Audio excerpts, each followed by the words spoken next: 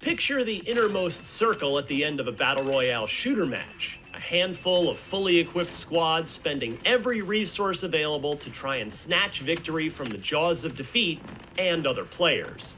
Now mix in the tactical nature of competitive shooters like Rainbow Six Siege with its gadgets and role-driven gameplay, or the sharp shooting of Counter-Strike. That's the white-knuckle, high-skill, competitive environment that Fall Damage is trying to create in Alara Prime.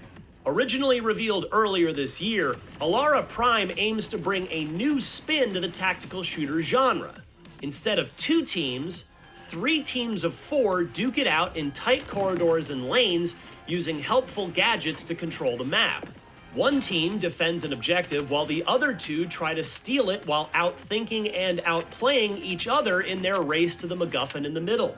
This might sound like a simple tweak to a tested formula, but after an hour-long conversation with the Fall Damage team, I have a feeling Alara Prime will feel fresh to even the most experienced players. 30 seconds. Reloading. Fall Damage has set up an impressive, intricate web of interlocking mechanics that funnel players into complex skirmishes. One of the coolest ways they've guaranteed a sense of perpetual motion and destruction is by giving each team a separate timer tied to their objective. Where the defending team needs to lock down their base for a given amount of time, one of the attacking teams might have a more generous timer as they try to figure out a way to breach the defender's turf. Meanwhile, the second attacking team could squander their chance to win by trying to wait out the storm but run out of time. Each team can see the other squad's timers, creating a compelling cat-and-mouse game where teams can anticipate their opponent's moves and try to stab them in the back.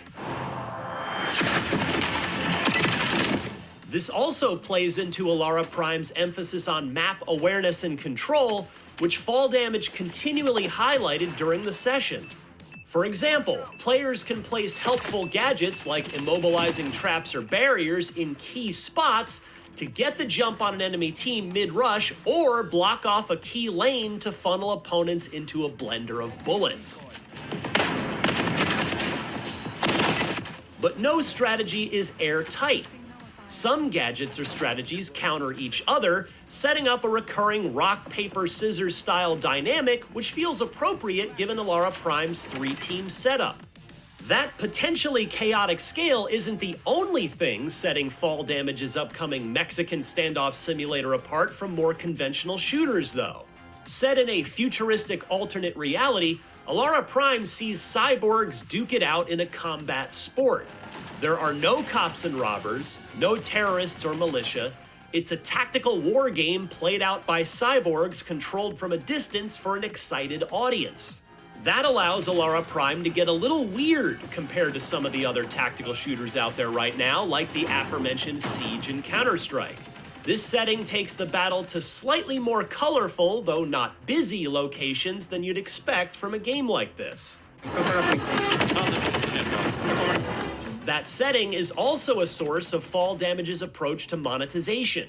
Since Alara Prime is a free-to-play game, the studio founded by DICE veterans plans to pay the bills by including cosmetic stuff to buy for your characters, like different outfits and skins for your guns.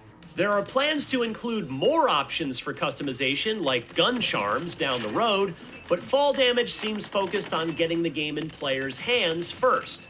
Alara Prime also looks like it's trying to buck the hero shooter trend in that, instead of focusing on specific characters or operators to determine abilities and traits, it's chasing a role-based system.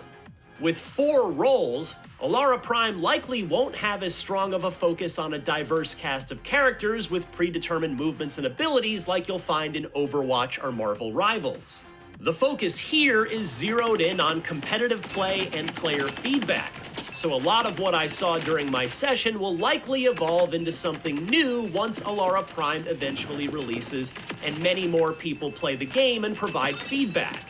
The developers repeatedly clarified that they were willing to chase any number of ideas and strategies to ensure an optimized, sharpened competitive edge from launch.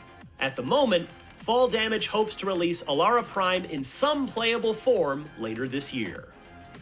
For more previews of the biggest upcoming games, don't miss our hands-on previews of Wildgate and Absalom. And for everything else in the world of video games, stick with IGN.